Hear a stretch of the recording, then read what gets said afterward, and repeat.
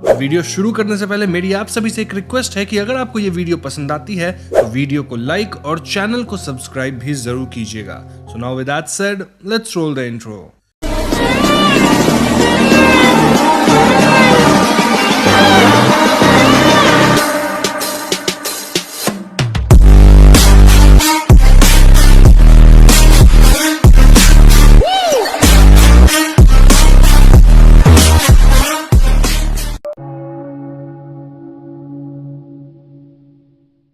तो दूसरे एपिसोड का नाम है the little red riding hood और यहाँ ग्रिम ब्रदर्स एंड शार्लेट इस एपिसोड के कॉन्टेक्स्ट को सेटअप करते हैं। तो एपिसोड शुरू होते ही हम समझ पाते हैं कि ये कहानी एक डिस्टोपियन वर्ल्ड में सेट है और ये दुनिया AR यानी ऑग्यूमेंटेड रियलिटी की दुनिया है। यहाँ के लोग आई ड्रॉप्स का इस्तेमाल करते हैं जिसमें किसी तरह का नैनोटेक है और उसी से AR काम करता है। मतलब हमारी दुनिया की तरह यहाँ कोई AR या VR हेडसेट नहीं है। ये दुनिया AR के मामले में इतनी तरक्की कर चुकी है कि लोग मरने के बाद भी अपनी पूरी डेटा सिस्टम में डाल देते हैं जिससे उनका डिजिटल कॉपी हमेशा के लिए जीवित रहेगा। चीजें इतनी सीमलेस है कि इंसानों को यह तक पता नहीं चलता कि जो वो देख रहे हैं वो रियल है या फिर ऑग्यूमेंटेड रियलिटी। अब क्योंकि ये एक डिस्टोपियन वर्ल्ड है तो यहाँ अमीर लोग गरीबों से सेपरेटेड हैं, यानी वो एक बड़े वॉल्स के अंदर रहते हैं जहां बड़ी बड़ी बिल्डिंग्स वगैरह हैं। वहीं गरीब लोगों को कष्ट में जिंदगी काटने के लिए बाहर छोड़ दिया गया है। अब कहानी की शुरुआत में एक यंग ब्यूटीफुल लड़की एक एक्सक्लूसिव पॉश क्लब में एंटर करती है और वहां का गार्ड लड़की से टिकट मांगता है। ये लड़की अपनी आंख की ड्रॉप मूव होते दिखाती है और इतना इनफ था उसकी एंट्री के लिए। अंदर वो डिजिटल मेन्यू से ड्रिंक ऑर्डर करती है, something like advanced version of vision pro. अब यहाँ एक मिस्टर ग्रे नामक आदमी इस लड़की को ड्रिंक ऑफर करता है, देन उससे फ्लर्ट करता है और ऐसे में ये लड़की मिस्टर ग्रे के साथ इंटीमेट होने के लिए रेडी थी। ऐसे में ग्रे अपनी आई ड्रॉप ऑफर करता है जिसे लेते ग्रे अब इस लड़की के इन्वायरमेंट को कंट्रोल कर सकता था। ये लोग कुछ वर्चुअल रूम्स की तरफ जाते हैं इंटीमेट होने के लिए और वहां ग्रे अचानक से थोड़ा वायलेंट हो जाता है। वो उस लड़की को बांध देता है, फिर उसके होठ काट लेता है, देन कान काट लेता है वगैरह वगैरह। इन हरकतों से लड़की काफी डर जाती है और वो ग्रे को रुकने कहती है, लेकिन ग्रे तो यहाँ आसपास के इन्वायरमेंट चेंज करने लग गया था और वो इस लड़की का असली रूप भी हम व्यूअर्स को दिखाता है। बेसिकली ये लड़की बाहर में तो AR की मदद से एकदम अलग दिख रही थी, लेकिन रियलिटी में शी लुक्ड क्वाइट डिफरेंट। हम समझ पाते हैं कि ग्रे खून को लेकर ऑब्सेस्ड है और इसीलिए वो इस लड़की को कट कर रहा है ताकि वो खून को एंजॉय कर सके। इन द एंड वो लड़की को बुरी तरह कट करके मार देता है। अब अगले सीन में हम एक एड देखते हैं एडवांस्ड आई ड्रॉप्स की और यहाँ AR ऑक्यूमेंटेक की बात की गई है। बेसिकली ये ड्रॉप्स नैनो मशीन थी जिसका इस्तेमाल करके लोग एक सुपर कंप्यूटर के अंदर रह सकते हैं लाइक अदर्स। ऐसे इंसान इमॉर्टल हो जाएंगे क्योंकि ओरिजिनल शरीर से कोई मतलब ही नहीं, आपको रहना तो इस AR वर्ल्ड में ही है। आपकी सारी डेटा तो यहाँ है और आप यहाँ कैसे भी दिख सकते हैं। खैर हम ग्रे को देखते हैं और उससे मिलने मिस्टर ब्राउन आया है। हम समझ पाते हैं कि ये लोग किसी तरह के एलीट क्लब में हैं नेम्ड वुल्फ क्लब और यहाँ ग्रे जैसे लोग अपनी डार्केस्ट डिजायर्स फुलफिल करते हैं। ग्रे क्लियरली कहता है कि नो मैटर ये आई ड्रॉप्स आपको कैसा फील कराएं, रियलिटी का मजा कुछ और ही है। बेसिकली ग्रे को रियल लोगों को मारने और उनके खून को फील करने में मजा आता था। आगे की सीन्स में हम ग्रे को कई और बार वही काम करते देखते हैं जो कि वो पहली लड़की के साथ किया था, मतलब hunting like a wolf. Grey इतना आउट ऑफ हैंड हो रहा था कि अब वो रैंडम लोगों को मार रहा था और ऐसे में ब्राउन ग्रे को समझाता है कि अगर ग्रे इस तरह से आउट ऑफ कंट्रोल जाएगा तो एलीट क्लब भी उसे बचा नहीं पाएगी। उसे एलिगेंटली समय आने पे हंट करना है, नॉट कहीं भी और कभी भी। अब ग्रे को तो हंटिंग की तलब थी और ऐसे में वो एक बहुत ही रियल प्लेस पे पहुंचता है जहां वो किसी मैडम नाम की औरत से मिलता है। मैडम के प्लेस पे सब कुछ रियल था, चाहे वो प्लांट्स हो, एनिमल्स हो या फिर बर्ड्स। मैडम का काम था ग्रे के लिए एक रेड राइडिंग हुड ढूंढना, यानी एक शिकार ढूंढना। ध्यान रहे कि ग्रे का मैडम से मिलना उनके एलीट क्लब में किसी को नहीं पता था एक्सेप्ट ब्राउन, क्योंकि ब्राउन ही ग्रे को यहाँ भेजा था। खैर मैडम एक स्कारलेट नामक लड़की को चुनती है जो कि ग्रे की अगली शिकार होगी। कुछ समय बाद ग्रे को एक पैकेज मिलता है विद एन आई ड्रॉप और मैडम इंस्ट्रक्ट करती है कि ग्रे को A38 एरिया में जाके स्कारलेट को फंसाना होगा। अब उस एरिया में स्कारलेट एक पार्टी से निकल रही होती है जब एक आदमी उसे परेशान कर रहा होता है। ग्रे उस आदमी को मार के स्कारलेट को बचाता है और इससे ये दोनों फ्रेंडली हो जाते हैं। स्कारलेट ग्रे को अपने घर ले जाती है और सपोजिटली यहाँ सब कुछ रियल था। वो ग्रे को एक ड्रिंक देती है और इस ड्रिंक को पीते ग्रे डिजी फील करता है। वो अपना आई ड्रॉप निकालता है लेकिन आई ड्रॉप उसके हाथ से फिसल जाता है और स्कारलेट उसके आई ड्रॉप को तोड़ देती है। इस पॉइंट पे ग्रे बेहोश हो जाता है और जब उसे होश आता है तो वो खुद को बंधा पाता है, ठीक वैसे ही जैसे वो यूजुअली अपने विक्टिम्स को बांधता है। स्कारलेट यहाँ ग्रे के ऊपर थी और वो उसे काटना शुरू करती है। स्कारलेट कहती है कि तुम्हारा मुंह काफी बड़ा और पावरफुल है, देन मुंह काट देती है। तुम्हारे हैंड बड़े और स्ट्रॉन्ग है और फिर वो नाखून नोच लेती है। तुम्हारी आंखें बड़ी और शार्प है एंड देन वो आंख फोड़ देती है। स्कारलेट रिवील करती है कि उसे पता था कि ग्रे वुल्फ है और इसीलिए वो पहले वीक होने का प्रिटेंड करी यानी नाटक करी, वुल्फ को अपने एरिया में लाई और अब वुल्फ ही उसके कब्जे में है। इसके बाद स्कारलेट ग्रे को मार देती है। वहीं दूसरी तरफ मैडम को ब्राउन का कॉल आता है जो कि पूछ रहा था कि ग्रे का क्या हुआ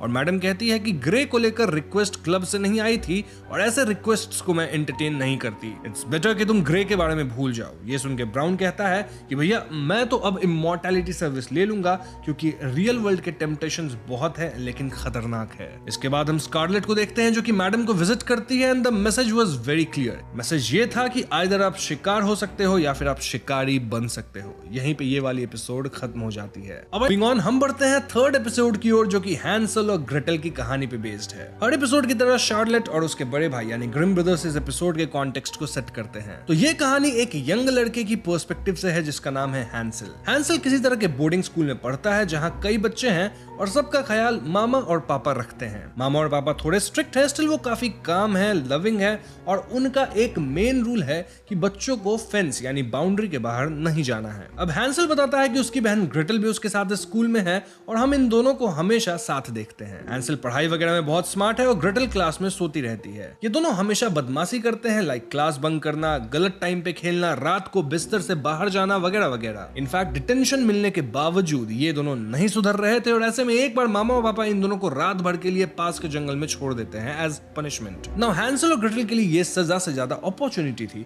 और ये लोग जंगल में घूमने लगते हैं। घूमते हुए दोनों एक झोपड़ी के पास पहुंचते हैं और अंदर ढेर सारे स्वीट्स रखे हुए थे। ग्रेटल स्वीट्स खाने लगती है और वो हैंसेल को भी स्वीट्स खाने कहती और तभी इनकी मुलाकात एक ओल्ड विच टाइप लेडी से होती है जिसका ही ये हट था। ये ओल्ड लेडी काफी स्वीट थी और वो इन्हें कोकोआ पिलाती है। इनफैक्ट इन्हें अपने घर पे रात बिताने का ऑफर भी देती है। बातचीत में ओल्ड लेडी कहती है कि दुनिया फ्लैट है और उसका एंड भी है, जबकि हैंसेल कहता है कि वर्ल्ड तो स्फीयर है और उसका कोई एंड नहीं। लेकिन लेडी इनसे कहती है कि नेक्स्ट टाइम जब स्कूल में तुम लोग बॉल खेल रहे होगे ना, तब जब बॉल फेंस के उस पार जाए तो तुम जाके चेक करना, वहीं पे दुनिया का एंड है। ये लेडी इन्हें कैंडी भी देती है जिसके बाद लेडी एकदम से गायब हो जाती है। अब सुबह होते हैंसेल और ग्रेटल वापस स्कूल आते हैं और अब इन्हें लेडी की बात को टेस्ट करना था, इसीलिए बॉल खेलते वक्त जैसे ही बॉल फेंस के उस पार जाती है, हैंसेल एकदम दौड़ लगा के बॉल के करीब जाता है। हैंसेल देखता है कि बॉल किसी इनविजिबल सी दीवार को हिट करके बाउंस बैक किया और इससे उसे लगता है कि कल रात वाली विच लेडी ठीक ही बोल रही थी। अब इससे पहले हैंसेल और छानबीन करता मामा पीछे से आ जाती हैं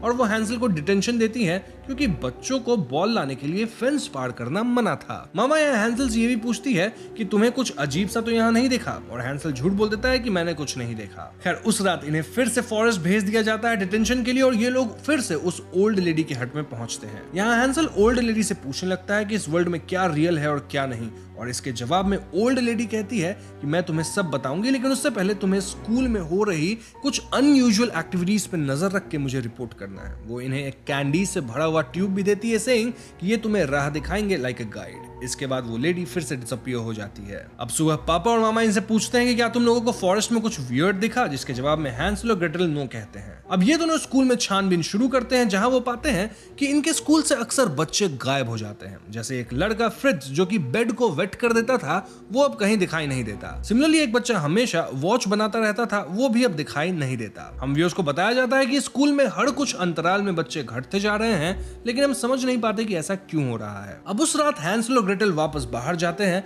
और उस कैंडी वाले ट्यूब को ऊपर करने पे उन्हें सामने एक पोर्टल ओपन होता दिखता है। इस पोर्टल के अंदर एक अजीब सी जगह थी जो कि काफी मॉडर्न लग रही थी और यहाँ कुछ पॉड्स एंड इनक्यूबेटर्स वगैरह दिख रहे थे एंड दिस वाज सजेस्टिंग कि शायद ये लोग किसी तरह के स्पेसशिप में हैं और ये पॉड्स स्पेसशिप के ही हैं। अब यूजुअली तो ग्रेटल हिम्मत दिखा के हमेशा लीड करती थी लेकिन आज हैंसेल लीड कर रहा था। ये लोग उस कैंडी ट्यूब की मदद से कई रूम्स के डोर्स ओपन करते हैं और फाइनली एक क्लासरूम जैसी जगह पे पहुंचते हैं जहां बड़ी सी स्क्रीन पे बच्चों की पिक्स और उनसे रिलेटेड डेटा पॉइंट्स थी। तभी मामा यहाँ आ जाती है और उन्हें देखकर ये दोनों भागते हैं। मामा इनके पीछे दौड़ने लगती है और एक पॉइंट आता है जब सामने वाला डोर क्लोज हो जाता और ऐसे में मामा हैंसल को धक्का देती है ताकि हैंसल डोर क्रॉस कर जाए और उसमें ना फंसे। इसके दौरान मामा खुद डोर में फंस जाती है और हम देख पाते हैं कि वो एक्चुअली में एक रोबोट है जो कि अब थोड़ा डैमेज हो गई थी। खैर हैंसल और ग्रेटल आगे बढ़ते हैं और उन्हें एहसास होता है कि वो दोनों स्पेस में हैं। ये लोग एक्सप्लोरेशन वगैरह करके कैंडी ट्यूब गाइड की मदद से वापस स्कूल पहुंच जाते हैं और इसके बाद दोनों सीधा ओल्ड विच लेडी के पास दुनिया का सच जानने के लिए पहुंचते हैं। यहाँ ओल्ड लेडी हैंसल को चॉइस देती है, आइदर वो हैंसल को दुनिया की सारी सच्चाई बता देगी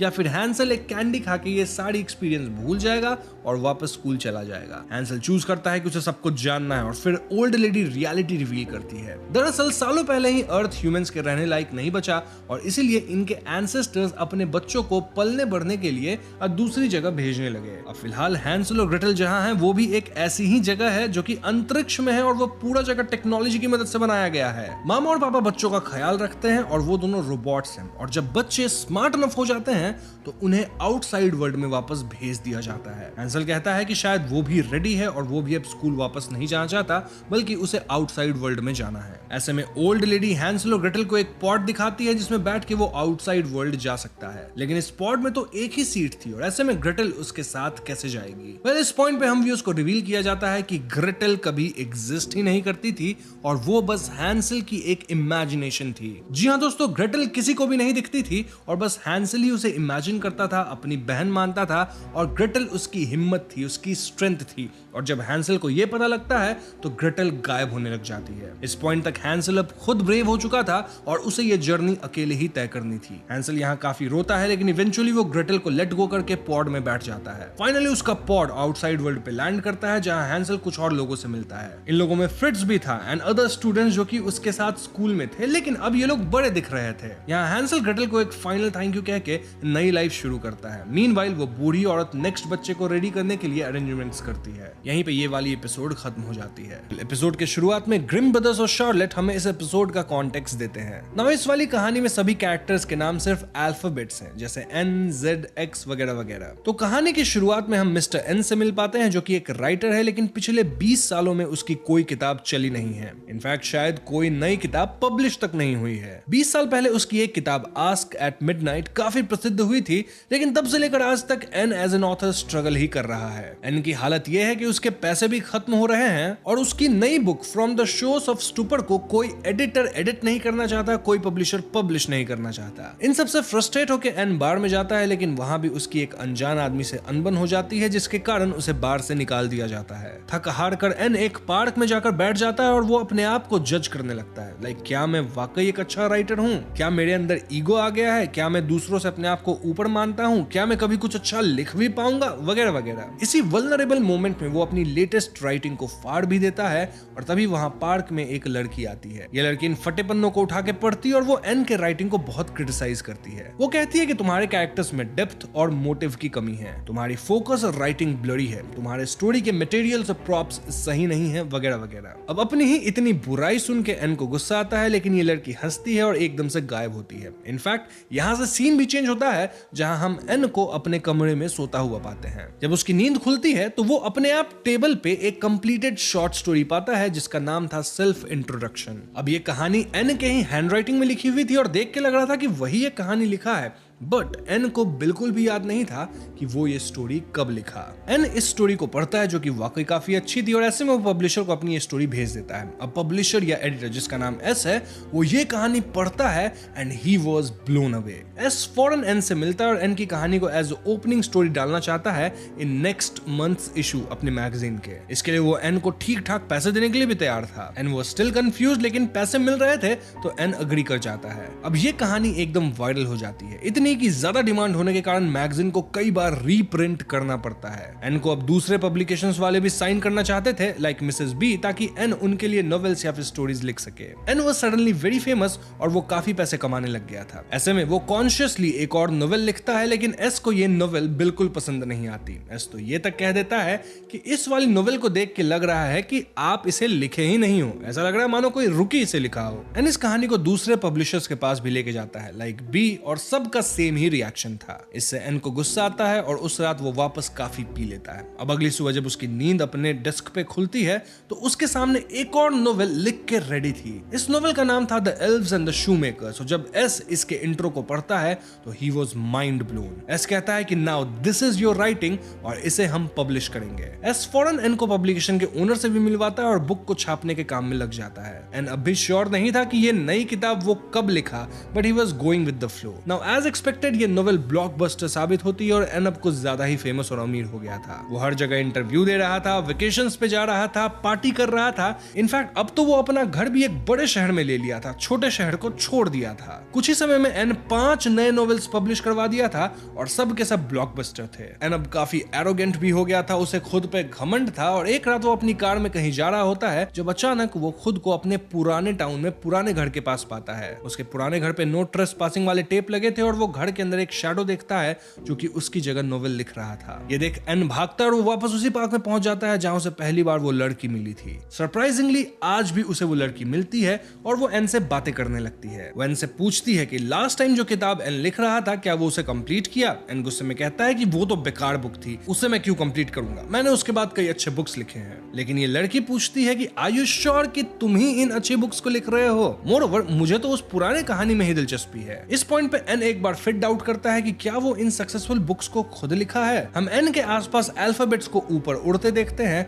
और ये लड़की कहती है कि मैं तो वो पुरानी बुक पढ़ने आई थी लेकिन तुम लिखे ही नहीं। एन यहाँ एकदम टूटने लगता है और वो कहता है कि मैं अकेला हूँ, मैं पागल हो रहा हूँ। और अचानक से एक बार फिर सीन चेंज होता है जहां हम एन को एक घर के सामने देखते हैं। घर से एक औरत निकलती है जो कि सपोजिटली एन की बीवी है और एन को एक बच्चा भी है। एन इस लाइफ में बहुत खुश है जहां उसकी नेबर्स से बनती है, उसकी एक लविंग फैमिली है और वो टाइम से अच्छे बुक्स भी लिखता है। यहाँ से सीन वापस कट होके पार्क के बेंच पे आता है जहां एन अब बूढ़ा दिख रहा है और वो अजीब से हालत में है। दिन एकदम से न्यूज आती है कि फेमस राइटर एन अब इस दुनिया में नहीं रहा। एन की मौत की न्यूज शिबुया में वो लड़की देख रही होती है and then the story ends. इससे पहले हमारे चैनल को सब्सक्राइब भी जरूर कीजिएगा क्योंकि हम अपने चैनल पे ऐसे वीडियोस लाते रहते हैं। पीस।